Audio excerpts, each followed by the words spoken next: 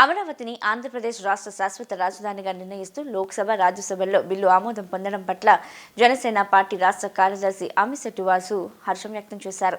5 కోట్ల ఆంధ్రుల కళ నెరవేరిందని పేర్కొంటూ ఈ చారిత్రాత్మక నిర్ణయానికి కారకులైన ముఖ్యమంత్రి చంద్రబాబు నాయుడు, ఉప ముఖ్యమంత్రి పవన్ కళ్యాణ్, ప్రధాని నరేంద్ర మోడీలకు ఆయన మనస్ఫూర్తిగా ధన్యవాదాలు తెలిపారు. అమరావతిని ఆంధ్రప్రదేశ్ రాష్ట్ర శాశ్వత రాజధానిగా చట్టబద్ధత కల్పించిన నేపథ్యంలో బందర్ రోడ్లోని జనసేన పార్టీ కార్యాలయం వద్ద అమిశెట్టి వాసు ఆధ్వర్యంలో బాణసంచా కాల్చి మిఠాయిలు పంచిపెట్టారు. ఈ సందర్భంగా వాసు మాట్లాడుతూ గత ప్రభుత్వ హయాంలో రాజధాని లేక ఆంధ్రులు పడిన ఇబ్బందులను గుర్తు చేస్తూ పవన్ కళ్యాణ్ 2019 నుండి రైతులకు ఇచ్చిన మాటలను నిలబెట్టుకున్నారని వాసు కొనియాడారు. కూటమి ప్రభుత్వం అధికారంలోకి వచ్చిన తర్వాత అమరావతిని ఏకైక రాజధానిగా మార్చడం కోసం పవన్ కళ్యాణ్ కేంద్ర ప్రభుత్వాన్ని ఒప్పించడంలో కీలక పాత్ర పోషించారని ఆయన తెలిపారు. జగన్మోహన్ రెడ్డి గతంలో అసెంబ్లీ సాక్షిగా అమరావతికి మద్దతు తెలిపి అధికారంలోకి వచ్చాక 3 రాజధానుల పేరుతో రాష్ట్ర ప్రజలను ముఖ్యంగా 33,000 ఎకరాలు త్యాగం చేసిన అమరావతి రైతులను వంచారని ఆయన తీవ్రంగా విమర్శించారు. కూటమి ప్రభుత్వ పరిపాలనలో రాష్ట్రం అభివృద్ధి పదంలో దూసుకుపోతుందని, పంచాయతీరాజ్ శాఖకు కేంద్ర ప్రభుత్వం నుండి 5 అవార్డులు రావడం పవన్ కళ్యాణ్ సమర్థవంతమైన పాలనకు నిదర్శనమని వాసు పేర్కొన్నారు. గతంలో ఎందరో ఉప ముఖ్యమంత్రులు ఉన్నప్పటికీ పవన్ కళ్యాణ్ ఆ పదవికే కొత్త అర్థం, గౌరవం తెచ్చారని ప్రశంసించారు. జనసేన పార్టీ పిలుపు మేరకు విజయవాడలోని 3 నియోజకవర్గాల నేతలు, వీర మహిళలు, కార్యకర్తలు దీపాలు వెలిగించి సంబరాలు జరుపుకున్నారని ఆయన ఈ సందర్భంగా తెలియజేశారు. అమరావతి శాశ్వత రాజధానిగా నిన్న లోక్సభలో ఆమోదించటం, ఈరోజు రాజ్యసభలో బిల్లును ఆమోదించటం అనేది 5 కోట్ల ఆంధ్ర కళ, రాజధాని లేదంటున్నటువంటి ఆంధ్రుల కళని నెరవేర్చినటువంటి కూటమి ప్రభుత్వానికి ముందుగా చంద్రబాబు నాయుడు గారికి, పవన్ కళ్యాణ్ గారికి, మోడీ గారికి మనస్ఫూర్తిగా ధన్యవాదాలు తెలుపుకుంటా ఉన్నాం. పవన్ కళ్యాణ్ గారు 2019 తర్వాత ప్రజలకు మాటించారు, రాజధాని రైతులకు మాటిచ్చారు. మీకోసం నేను కూటమిని ఏర్పాటు చేస్తాను, శాశ్వత రాజధాని అమరావతి అని ఆ రోజు చెప్పినటువంటి పవన్ కళ్యాణ్ గారి మాట ఈరోజు నెరవేర్చటం ఈ ఆంధ్రులకి అందరికి కూడా ఆనందం. ఇచ్చిన మాట మీద పవన్ కళ్యాణ్ గారు మరి చంద్రబాబు నాయుడు గారు మోడీ గారిని ఒప్పించి శాశ్వత రాజధాని చేశారు. ఈరోజు ప్రతిపక్షంలో ఉన్న జగన్మోహన్ రెడ్డి, ప్రతిపక్షంలో కూడా నువ్వు పనికిరావని పక్కన పెట్టినటువంటి జగన్మోహన్ రెడ్డి ఈరోజు ఏం మాట్లాడుతున్నాడు చూస్తూ ఉంటే మతి తెమించిందా అని మేము అడుగుతూ ఉన్నాం.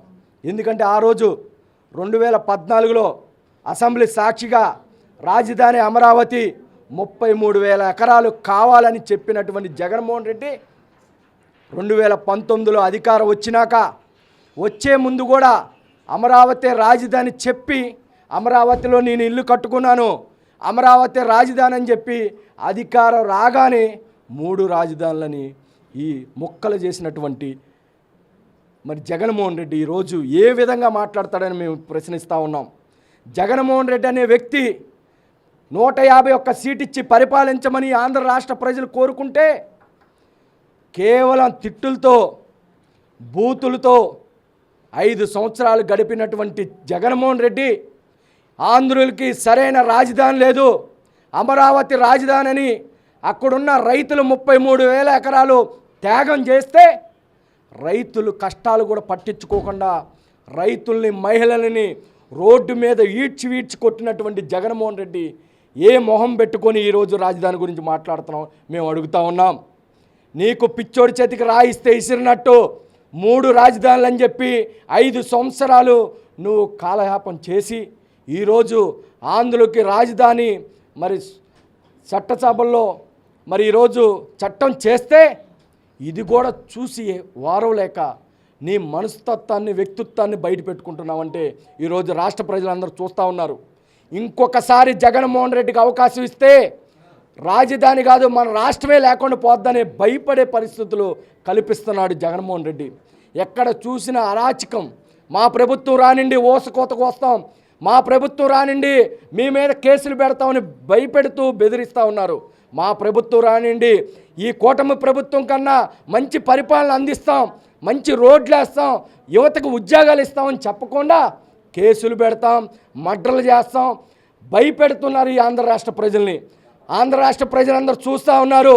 ఈ కూటమి ప్రభుత్వం వచ్చినాక పరిపాలన ఎలా ఉందో ఇచ్చిన మాట కోసం పవన్ కళ్యాణ్ గారు మన్యం ప్రాంత ప్రజలకి రోడ్లేసిన తీరు కానీ ఈరోజు కేంద్ర ప్రభుత్వం మరి 5 అవార్డులు ఇవ్వటం అంటే మరి పంచాయతీ శాఖకి పవన్ కళ్యాణ్ గారు ఏ విధంగా ఈ పరిపాలన అందిస్తున్నారో మనం అందరూ చూస్తూ ఉన్నాం. అసెంబ్లీ సాక్షిగా చంద్రబాబు నాయుడు గారు చెప్పారు, గతంలో చాలామంది ఉప ముఖ్యమంత్రులు చేశారు కానీ వాళ్ళ పేర్లు కూడా గుర్తులేవు.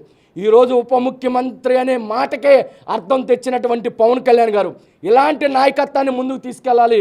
కాబట్టి ఆంధ్ర రాష్ట్ర ప్రజలకి మంచి రోజులు వచ్చినాయి, మనకి అమరావతి శాశ్వతంగా అమరావతి ఉంటుందని అందరూ కూడా నమ్ముతూ ఉన్నారు. ఆ నమ్మకాన్ని కేంద్ర ప్రభుత్వం చట్టసభల్లో పెట్టి దానికి ఒక భద్రత కల్పించినందుకు మనస్ఫూర్తిగా కేంద్ర ప్రభుత్వానికి ధన్యవాదాలు తెలుపుకుంటూ ఈరోజు జనసేన పార్టీ పిలుపు మేరకు మా వీర మహిళలు మా నాయకులు అందరి ఆధ్వర్యంలో దీపాలు వెలిగించి స్వాగతం పలుకుతూ మరి ఈరోజు ఈ కార్యక్రమానికి వచ్చినటువంటి అందరికీ 3 నియోజకవర్గంలో వచ్చినటువంటి నాయకులకి కార్యకర్తలు ఈస్ట్ నుంచి వెస్ట్ నుంచి సెంట్రల్ నుంచి అందరికీ పేరు పేరున నమస్కారాలు తెలియజేస్తూ సెలవు తీసుకున్నాను.